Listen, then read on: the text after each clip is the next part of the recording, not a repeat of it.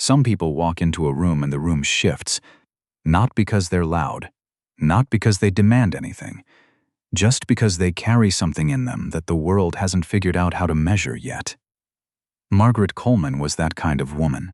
She was 61 years old, wore her silver hair natural and close-cropped, and had a laugh that made strangers feel like they'd known her for years. She wasn't the kind of woman who talked about what she had. She never had been. Her mother raised her in rural Georgia with 2 dresses and a Bible, and somewhere in the raising, she'd absorbed the quiet dignity of people who survived things that should have broken them. Margaret didn't wear her success on her body. She wore it in her posture, in the stillness of her hands, in the way she looked at rude people, not with anger, but with something closer to pity. She did not look like what most people expected a hotel owner to look like. That was the problem. It was a Thursday morning in October when Margaret Coleman walked through the revolving glass doors of the Harlow Grand, a boutique luxury hotel in downtown Atlanta that she hadn't visited in 8 months. She'd been managing the expansion of her 3rd property in Charlotte and hadn't had reason to make the trip. But her daughter, Simone, was getting married in 4 days, and the Harlow Grand was hosting the rehearsal dinner. Margaret wanted to walk the event space herself. Check the linens, taste the menu, make sure everything was right. She wasn't dressed for power that day. She was dressed for comfort: dark slacks, a camel-colored cardigan, low leather flats. No jewelry except for the thin gold band on her right hand that had belonged to her mother. She carried a soft canvas tote, the kind that folds flat, and her reading glasses were pushed up on her head. She looked, by most people's quick assessments, like someone's retired schoolteacher, someone's aunt. She walked to the front desk and waited. There were 2 people ahead of her. She didn't mind. She watched the lobby the way she always did, quietly, carefully, noting the small things. There was a smudge on the brass fixture near the elevator. The fresh flowers in the center arrangement were tilting slightly left and needed to be adjusted. A bellman was texting on his phone near the luggage cart. She noted all of it and said nothing. When she reached the front desk, the young man behind the counter looked up, glanced at her once, and smiled the particular smile of someone who had already decided what kind of customer they were dealing with. His name tag said Dirk. "Good morning," Margaret said warmly. "I'm here to look at the Magnolia Room. I have a private event this Saturday and I wanted to." "The Magnolia Room is reserved for hotel guests and event clients only," Derek said, cutting her off smoothly. Not unkindly, exactly, but with the practiced efficiency of someone who had sorted people into categories quickly and often. "Are you a registered guest?" "No," Margaret said. "I'm not checking in today, I'm sorry, ma'am." He was already looking past her. "I can't authorize access to the private event spaces without a reservation confirmation or a direct request from management. If you'd like to speak with our events coordinator, I can leave a message and have someone follow up with you by end of business." Margaret looked at him for a moment. "I see. And who is management today?" "That would be our general manager, Mr. Hollis, but he's in a briefing until noon." "I understand," Margaret said. "Could you let him know that Margaret Coleman is in the lobby?" Derek typed something perfunctorily. "I'll pass that along. Is there anything else I can help you with?" She could tell he didn't expect there to be anything else. He was already dismissing her with his posture, with the quarter turn of his shoulder that said this conversation was concluding whether she agreed or not. "I'll wait," she said simply, and she found a chair near the window and sat down. She'd been sitting for about 12 minutes when a woman in a sharp navy blazer came through a door behind the front desk and began speaking to Derek in a low voice. The woman's name was Patricia Hollis, and yes, she was the wife of the general manager, though she hadn't gotten her position that way. Patricia had worked in hospitality for 19 years. She was competent, organized, and deeply committed to the Harlow Grand's reputation as a place where a certain kind of guest felt welcome. She had a talent for identifying that certain kind of guest on site. Margaret Coleman did not look like that kind of guest to Patricia Hollis. Patricia crossed the lobby floor with the confident stride of someone who managed problems before they became visible. "Excuse me," she said, stopping in front of Margaret. I understand you're asking about the Magnolia Room? That's right, Margaret said, closing the magazine she hadn't really been reading. That space is available for events with confirmed reservations. We have a very full calendar this weekend. I'm not sure who you spoke with about viewing it, but I didn't speak with anyone about viewing it, Margaret said. I came to inspect it. Patricia tilted her head in a way that was almost imperceptible. Almost. I'm sorry, inspect it? That's what I said. Ma'am, I don't know what you were told, but our event spaces aren't available for walk-through inspections without prior arrangement. And given our current occupancy, I really can't. What's your occupancy rate this month? Margaret asked pleasantly. Patricia blinked. Excuse me? Occupancy. For October. What's the number running? Something shifted in Patricia's face. Not understanding yet, just the first tremor of uncertainty. That's internal information that I'm not at liberty to. It's down from last October, Margaret said. About 4%. I know because I saw the report. She reached into her canvas tote, unhurried, and produced a simple cream-colored business card. She set it on the table beside her rather than handing it over, the way someone does when they don't need you to take it, only to see it. Patricia looked at the card. She looked at it for longer than she needed to. Margaret J. Coleman, Coleman Hospitality Group, Founder and Chief Executive Officer. The Harlow Grand was a Coleman property. Patricia Hollis had been working in a building that Margaret Coleman owned for 6 years. Now, here is what I want you to understand, because this part matters. Margaret did not stand up and announce herself. She did not raise her voice. She did not say, "Do you know who I am?" or "You're going to regret this," or any of the things that people in movies say when the tables turn. She simply sat in the chair that she had chosen and let the truth do what truth does when it finally surfaces. She had been in this lobby dozens of times. She had signed the renovations contract on that very desk 12 years ago, when this building was a failing mid-tier hotel with water damage on the 3rd floor and a kitchen that failed its health inspection. She had rebuilt it room by room. She had chosen the marble in the bathrooms and the thread count of the sheets and the color of those brass fixtures that now needed polishing. She knew this building the way a person knows a house they raised children in. But she hadn't told Derek that. She hadn't told Patricia that. She had waited, the way her mother had taught her to wait, quietly, without apology, with the full knowledge that the truth was not something she needed to perform. Patricia picked up the card very carefully, as if it might burn her. "Mrs. Coleman," she said. Her voice had changed entirely. I apologize, I didn't realize." "No," Margaret agreed. "You didn't." What happened next moved quickly, the way things do in institutions when authority suddenly reveals itself. A call was made. A door opened. The general manager, Robert Hollis, Patricia's husband, emerged from his briefing 18 minutes early, which said something about how the call had been phrased. He was a tall man in his late 40s, silver at his temples, with the careful manner of someone who had learned that his job required him to be the thermometer in a room, not the furnace. He crossed the lobby toward Margaret, and she saw the calculation in his face before he'd taken 5 steps.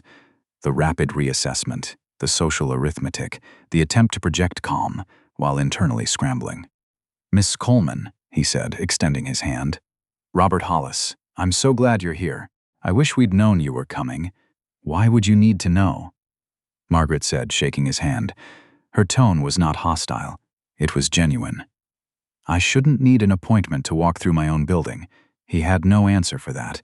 The good ones never did. She stood, finally, and smoothed the front of her cardigan. She was not a tall woman. She didn't need to be. "I'd like to see the Magnolia Room now," she said. "And then I'd like to sit down with you and go through what happened this morning. Not because I want to punish anyone." She paused. "Because I want to understand how this building treats people who don't look like they belong here, and I want that to change." Robert nodded. Derek, behind the front desk, had found something on his computer screen to look at very intently. Patricia Hollis was standing very still. Margaret picked up her tote. She walked toward the hall that led to the Magnolia Room, the hall she knew by heart, because she had chosen the wallpaper herself. And Robert Hollis fell into step beside her. and the lobby of the Harlow Grand was very quiet for a long moment after she'd gone. But here's the part of the story that nobody in that lobby knew. There had been someone else sitting in that lobby the whole time. In the corner seating area, near the tall windows that overlooked Peachtree Street, a man in his mid-30s had been working on a laptop for the better part of an hour. He was dressed in a plain white shirt and dark jeans, a half-empty coffee cup on the table beside him. He had noise-canceling headphones around his neck but hadn't used them. He'd been listening.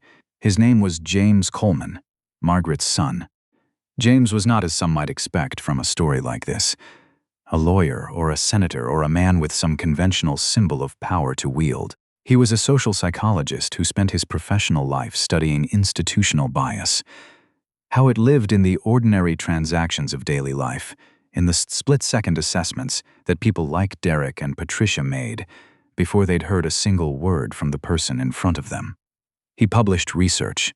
He consulted for corporations and nonprofits and government agencies. He'd testified before a Senate subcommittee twice. His work had been cited in 7 Supreme Court briefs. He had come to Atlanta 3 days early to surprise his mother before the wedding. He'd arrived at the hotel before she did. He hadn't known she was coming to inspect the space. He'd simply been sitting there, working, when he watched his mother walk through those glass doors in her camel cardigan with her canvas tote, and then he'd watched what happened next. He had not stood up. He had not intervened. He had taken out his phone instead, not to record, but to take notes, the kind of precise, time-stamped observations that were second nature to him after 12 years of research. He wrote down what Derek said, and how Patricia moved, and how long his mother waited, and what words were used. He wrote down the faces of the 3 other guests in the lobby who had witnessed pieces of the exchange and said nothing. Later, when people asked him, "Why didn't you step in?" he would say the same thing every time. Because if I'd stood up the moment Derek cut her off, the story would have ended there. One employee gets embarrassed, maybe gets corrected. The guest is inconvenienced. Everyone moves on, nothing changes. My mother handled herself. She didn't need saving. He'd pause. But the pattern that produced Derek's behavior, the training, or the lack of it, the culture that told him he could assess a guest's worth in 3 seconds by how she was dressed, that didn't end when my mother showed her card. That was still running. I wanted evidence of it, not to destroy anyone, to fix it. Margaret and Robert Hollis sat in the small office off the lobby for an hour and 40 minutes. She did not yell at him. She did not threaten. She had brought a legal pad, and she wrote things down in her small, precise handwriting, and she asked questions, and she listened to the answers with the full attention of someone who was genuinely trying to understand rather than to win. She asked about the staff training protocols. She asked about the last time implicit bias training had been conducted and who had led it. She asked about the customer service standards document and whether it was reviewed annually. She asked Robert whether he thought Derek had behaved maliciously or from habit, and she waited while he thought about it honestly. "From habit," he said finally. "I don't think he's a bad kid. I think he was doing what he'd seen done, and what no one had ever told him to do differently." Margaret wrote that down. "That's what I thought," she said. She did not fire Derek that day. She did not fire Patricia. What she did, in the weeks that followed, was bring James in, not as her son, but as Dr. James Coleman, researcher, to conduct a full review of customer service practices at the Harlow Grand and at her 2 other properties. She funded the training. She redesigned the intake protocols. She required that front desk staff complete coursework on first impression bias before their 3rd month on the job. And she required that the Magnolia Room, the room she'd been barred from that October morning, be made available free of charge once a month to a local nonprofit that helped low-income families navigate social services. Because some things you fix with policy, and some things you fix with meaning, and the ones who know how institutions work understand that you need both. Patricia Hollis asked to meet with Margaret privately about 3 weeks after that morning. She came to Margaret's office, not the hotel, but the downtown office, the one with Margaret's name on the door. She arrived on time. She sat down. She did not bring talking points. "I treated you the way I did," Patricia said, Because of what you looked like. And I knew it was wrong when I was doing it. I don't mean I thought to myself, this is biased. But I knew I was writing you off. I could feel it. I did it anyway. Margaret looked at her across the desk. That's honest, she said. I'm not asking you to. I know you're not. Margaret folded her hands. I'll tell you what I told Robert. I'm not interested in destroying people over moments they're willing to learn from. I've had people write me off my whole career. Some of them were small people having small moments. Some of them were otherwise good people running on autopilot. She tilted her head. You took 6 years to come in here and say what you just said. I don't know which one you are yet. Patricia left the office with her job intact and something else she hadn't come in with, a clear understanding that the standard had changed. Not because Margaret had told her, because Margaret had shown her what dignity looked like, even when she had every right to be something other than dignified. The rehearsal dinner at the Harlow Grand that Saturday was everything Simone Coleman had wanted, which is to say, it was warm and real and full of laughter that came from people who actually knew each other. The Magnolia Room held 42 people beautifully. The flowers didn't tilt. The food was exactly right. Margaret sat at the head of the family table in a dress the color of deep water, and she laughed at her son-in-law's terrible jokes, and she danced with her daughter to the Stevie Wonder song they'd been dancing to since Simone was 7. And she was happy in the uncomplicated way that people are happy when they have built something real. James was there, quiet as always, nursing a glass of water at the edge of the room. At some point in the evening, he came and stood beside her, and they looked out at the room together. You know they're going to be different after this, he said. The staff, some of them, is that enough? She thought about it. Her mother's gold ring caught the light. It's a start, she said. You change one room at a time. I want to ask you something before you go. When you walked into a room today, a store, an office, a lobby, did anyone make you feel like you didn't belong there before you'd said a single word? Did someone look at your shoes or your hair or the bag you were carrying and decide who you were before you could tell them yourself? Most people won't say anything in that moment. Most people will swallow it, the way Margaret swallowed it, not because they're weak, but because they have been taught, by years of experience, that fighting every single battle will exhaust you before you ever reach the war. But here's what Derek and Patricia and everyone like them will never understand about people like Margaret Coleman. The silence is not defeat. The silence is assessment. The silence is patience. The silence is someone who has been doing this long enough to know that the best answer to someone who underestimates you is not an argument. It is time. It is the slow, steady accumulation of proof that they were wrong, delivered not with fury, but with the kind of quiet authority that cannot be faked or granted or taken away by anyone who doesn't understand it. You cannot perform that kind of dignity. You have to earn it, and you earn it the same way Margaret earned it, day by day, room by room, decision by decision, even when no one is watching, especially when no one is watching. If this story stayed with you, leave a comment below. Tell me about a time you were underestimated and what happened next. And if you believe that how you treat people when you think they don't matter says everything about who you are, share this with someone who needs to hear it today. This is Carter Tales. We'll see you in the next one.